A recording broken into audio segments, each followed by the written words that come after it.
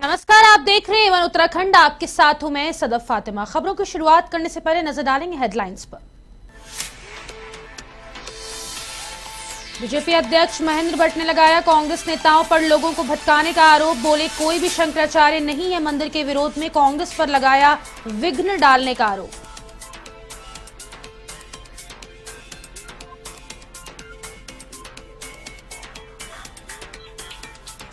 लोकसभा चुनावों की तैयारी में पिछड़ी कांग्रेस। अब 28 जनवरी को मल्लिकार्जुन खड़गे फूकेंगे कांग्रेस कार्यकर्ताओं में जोश। वहीं स्क्रीनिंग कमेटी के चेयरमैन भी लेंगे फीडबैक।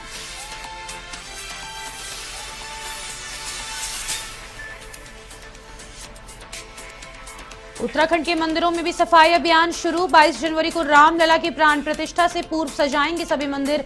लोगों में भी भारी उत्साह।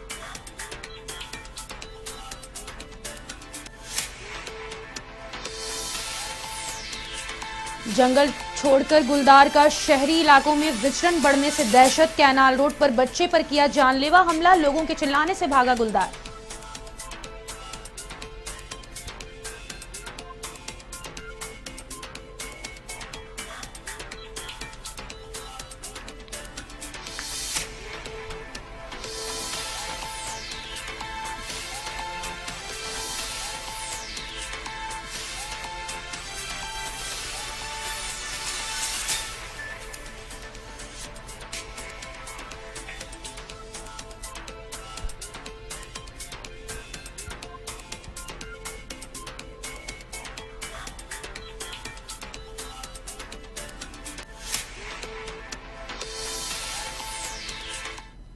बाईस जनवरी को अयोध्या में रामलला के विराजमान होने पर जहां एक तरफ भाजपा तैयारियों में जुटी है, तो वहीं दूसरी तरफ कांग्रेस पार्टी का कहना है कि चारों मठों के शंकराचार्यों और राजनेताओं ने राम मंदिर के उद्घाटन पर विरोध जताया है। इस बात पर भाजपा प्रदेश अध्यक्ष महेंद्र भट्ट ने चुटकी लेते हुए कहा कि शंकराचार्य कभी भी भगवान के दर्शन के लिए मना ही नहीं कर सकते। कांग्रेस पार्टी राम मंदिर के भव्य आयोजन में विघ्न डालने का काम ना करे।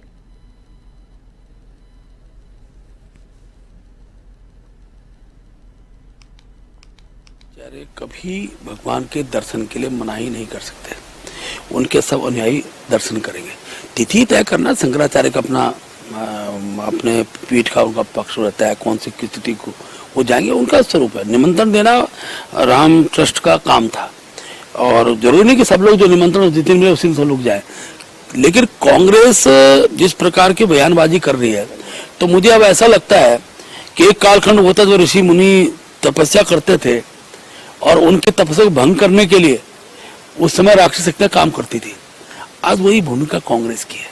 और भगवान राम है ना, भगवान राम ने ऐसे जितने राक्षस लोग थे जो ऋषियों के तप को भंग करते थे, उनको सजा दी है, उनको मृत्यु लोक तक पहुंचाया।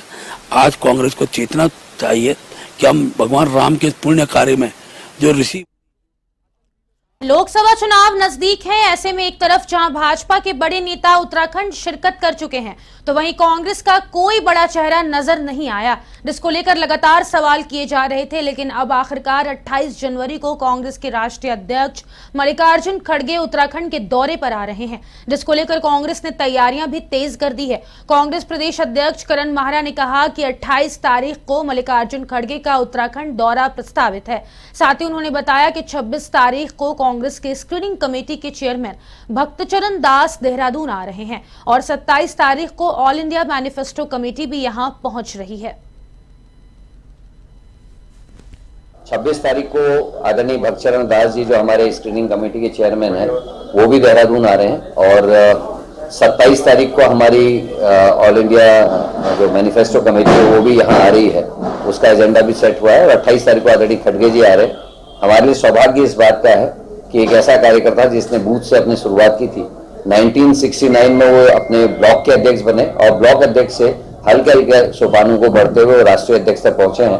और खुशी कार्यकर्ताओं में इस बात की है कि ऐसा व्यक्ति जिसने जमीन से लेकर ऊपर तक का कार्यक्रम देखा है, वो कार्यकर्ताओं की परेशानी को भी समझता है और कार्यकर्ताओं के पोटेंशियल को भी वो समझते हैं। तो ऐसा व्यक्ति हमारे बीच में आ रहा है, तो कार्यकर्ताओं में खासा उत्साह है और उस दिन भारी संख्या में बूथ से लेकर हमारे प्रदेश स्तर लोकसभा चुनाव को लेकर कांग्रेस पार्टी अपनी तैयारियों में जुटी हुई है, जिसके चलते राजधानी देहरादून के प्रदेश कांग्रेस मुख्यालय में कांग्रेस की महिला कार्यकर्ताओं की अहम बैठक हुई।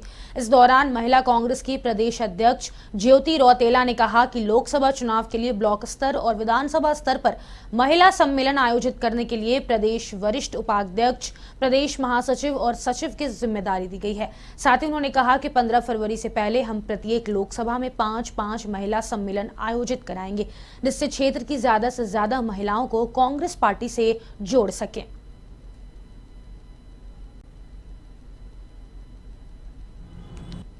लोगों का ये प्रदेश कार्यकारिणी की बैठक थी और ये हम हर 3 महीने में करते हैं और ये आगामी 2 लोकसभा चुनाव है उसको लेके हमारी जो तैयारियां हैं, जो ब्लॉक वाइज और हमारी विधानसभा वाइज महिला सम्मेलन हम कर रहे हैं, उसके लिए जो प्रदेश की सीनियर वाइस प्रेसिडेंट हैं, जिला महासचिव, प्रदेश महासचिव हैं, सचिव हैं, उनको आज हम लोगों ने जिम्मेदारी दी है लोकसभा वाइज, जिले वाइज और विधानसभा वाइज। और हम 15 फरवरी से पहले हमारी कोशिश है कि हम हर लोकसभा में 5-5 महिला सम्मेलन करा सके और उसमें जो ज्यादा से ज्यादा उस क्षेत्र की महिलाएं हैं उसको महिला कांग्रेस के संगठन से और कांग्रेस। उत्तराखंड सरकार ने हर हाथ को रोजगार देने की मुहिम आगे बढ़ाते हुए ग्रामीणों को इसके तहत स्वरोजगार के लिए आर्थिक सहायता और तकनीकी मदद भी दी जा रही है।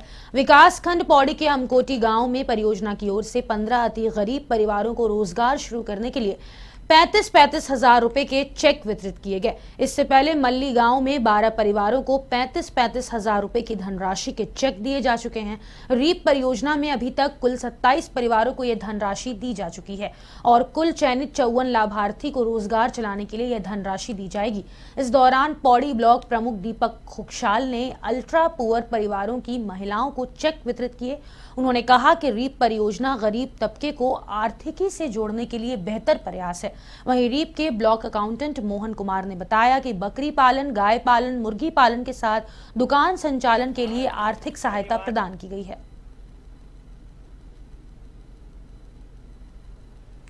प्रमुख जी के द्वारा यहाँ पे समूह महिलाओं को, प्रत्येक महिलाओं को चेक वितरण किया गया है, जिसमें इन लोगों के रोजगार के लिए, रोजगार के माध्यम से इन्होंने अपने हाथों से वितरण किया गया है चेक को, कि ये लोग अपने लिए हर चीज का रोजगार करें। बकरी पालन, गाय पालन और मुर्गी पालन, कुछ भी रोजगार के लिए सरकार ने इनको चेक वितरण किया है। अगर जो 35,000 के चेक दिए हैं, अगर आप देखें, अगर गढ़वाली नस्ल की भी कोई 2 गाय ले ले इसमें और 2 साल तक अगर ये फ्री है, बिना ब्याज के, तो मेरे अनुसार तो 2 साल में वो गाय 2 बार बछड़ा देगी और 2 साल तक वो दूध देगी। तो मुझे तो लगता है कि आदमी इसमें चौगुनी आय कर सकता है, जो सरकार ने दिया उससे चौगुनी आय कर सकता है। कोई अगर इससे बकरी खरीदता है। 22 जनवरी को राम मंदिर की प्राण प्रतिष्ठा को लेकर शहर के मंदिरों में व्यापक सफाई अभियान चलाया गया। इसी क्रम में दिनेशपुर प्रमुख दुर्गा मंदिर में भी सफाई अभियान चलाया गया। उत्तराखंड के पूर्व कैबिनेट मंत्री और गदरपुर विधायक अरविंद पांडे के नेतृत्व में शहर के प्रमुख मंदिरों में सफाई अभियान चलाया गया। इस दौरान विधायक अरविंद पांडे ने कहा कि प्रधानमंत्री नरेंद्र मोदी के आह्वान पर पूरे देश में 14 जनवरी से 22 जनवरी तक राम मंदिर की प्राण प्रतिष्ठा तक मंदिरों में व्यापक सफाई अभियान चलाया जा रहा है। इस अभियान के जरिए भाजपा के सभी कार्यकर्ताओं को मंदिर से जोड़ने का प्रयास किया गया है।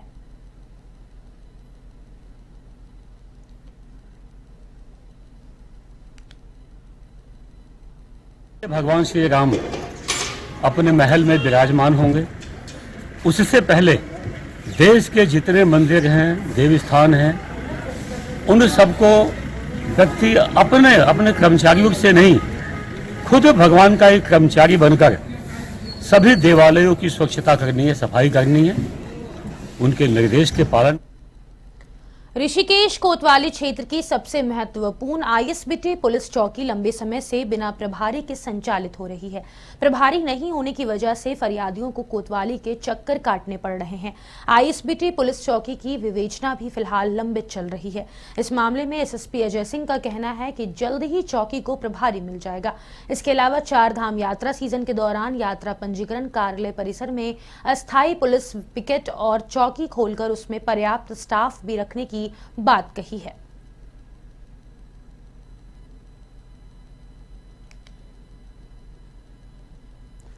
श्री राम मंदिर की प्राण प्रतिष्ठा को लेकर श्री राम मंदिर जन आवाहन यात्रा समिति के तत्वाधान में आगामी 18 जनवरी को भव्य यात्रा निकाली जाएगी। यात्रा को लेकर राम भक्तों से यात्रा को सफल बनाने और तैयारियों को लेकर एक बैठक की गई। रामनगर रोड स्थित श्री रामलीला सभागार में आयोजित बैठक में जिला सह प्रचार प्रमुख RSS प्रेम सिंह चौहान ने बताया कि 22 जनवरी को राम भक्तों से अपने आसपास गली मोहल्ले गांव स्थित मंदिर में 11 से 1 बजे तक सामूहिक हनुमान चालीसा, सुंदरकांड, हवन, पूजन, भजन, कीर्तन और LED स्क्रीन के माध्यम से अयोध्या में होने वाले कार्यक्रम का सीधा प्रसारण देखने और अपने अपने घरों में 5 दीपक जलाकर भगवान श्री राम की आरती को कहा गया। श्री रामलला की मूर्ति का प्राण प्रतिष्ठा हो रही है, उसके संबंध में 18 तारीख को एक जन आवाहन यात्रा यहाँ पर काशीपुर में निकाली जा रही है, जो अपने रामलीला मैदान से यहीं से होकर और भगवान श्री राम के मंदिर की प्राण प्रतिष्ठा होने जा रही है। इसी को लेकर जन आवाहन यात्रा के रूप में एक यात्रा रखी गई है, जो कि एक संदेश देगी कि 22 तारीख को अपने अपने घर में भक्तिमय माहौल और एक दीपमय उत्सव के रूप में जो है उस दिन को मनाया जाए, जिससे जो है हमारे जो वो पर्व है वो दिन है। श्री राम जी के प्राण प्रतिष्ठा का 22 तारीख को आयोजन हो रहा है। उसमें सभी धर्म और सभी धर्मगुरु, चाहे वो कोई भी है, मंदिर मस्जिद गुरुद्वारा है, सभी को शामिल होकर इस शोभा में जो है, क्योंकि धर्म जो है वो एक ही होता है, वो चाहे किसी तरीके से माना जाए और उसमें सबको शामिल होकर और उस खुशी को सबको मनाना चाहिए। तो आहिर 50 साल के बाद अब ये शुभ मौका आया है। इस मौके पे हर हिंदुस्तानी का फर्ज है, मैं सबको ये निवेदन करूँगा कि आप एकत्रित होकर जहाँ भी रहते हैं वहाँ एक दूसरे को आह्वान करके जागृत किया जाए। देहरादून के ग्रामीण क्षेत्रों में गुलदार की दहशत के बाद अब शहर में भी इसका खौफ दिखने लगा है। राजधानी में कैनाल रोड सड़क पर 12 वर्षीय बच्चे पर गुलदार ने हमला कर दिया। निखिल के चीखने चिल्लाने की आवाज पर आसपास के लोग जमा होने से गुलदार जंगल की ओर भाग गया। गुलदार के हमले में बालक के सर में गंभीर चोटें आई। वहीं घायल को 108 की मदद से राजकीय दून मेडिकल कॉलेज और चिकित्सालय देहरादून में भर्ती कराया गया। घायल बालक का इलाज कर रहे डॉक्टर ने कहा कि बच्चे के सर पर अत्यधिक गंभीर चोट आई है, जिसका इलाज जारी है। तो ये बच्चा आया था हमारे पास अटैक के बाद, लेपर्ड अटैक के बाद, तो इसको चोट बहुत ज्यादा थी। इसका जो सर था उस पे काफी स्किन लॉस था, स्कैल्प लॉस था, तो और आसपास में भी बहुत सारे घाव थे और वो जो चमड़ी थी वो पूरी नोच ली गई थी, ऐसे उखाड़ के नोच ली गई थी। तो इसका हमने आज ऑपरेशन किया है। इसका हमने जहाँ पे लॉस था वहां इसकी जांघ से लेकर थाई से लेकर चमड़ी लगाई है और बाकी आसपास में एक लोकल फ्लैप किया है तो जो स्कैल्प बंद हो सके। एंड नीचे भी थाई में बहुत सारे घाव थे, पंजे के घाव थे, जिनमें से काफी डीप था, अंदर मांसपेशियां भी फटी हुई थी, तो वो मांसपेशियों को भी जोड़ा गया है और घावों को भी ठीक किया गया, अच्छे से सफाई धुलाई करके उनको रिपेयर किया गया है। तो बाय एंड लार्ज सर्जरी अच्छी हुई। अब खबर पौड़ी जिले के चौकी गुमखाल से है, जहां एक कार अनियंत्रित होकर गहड मोड़ पर खाई में गिर गई। स्थानीय लोगों की सूचना पर थाना पुलिस आपदा और बचाव उपकरण के साथ मौके पर पहुंची और SDRF को सूचना दी गई। कार खाई में लगभग 200 मीटर नीचे गिरी हुई थी। वहीं स्थानीय व्यक्तियों की मदद से कार में फंसे हुए 3 व्यक्तियों को कार से बाहर निकाला गया और तीनों घायलों को प्राथमिक उपचार के लिए अस्पताल भिजवाया गया।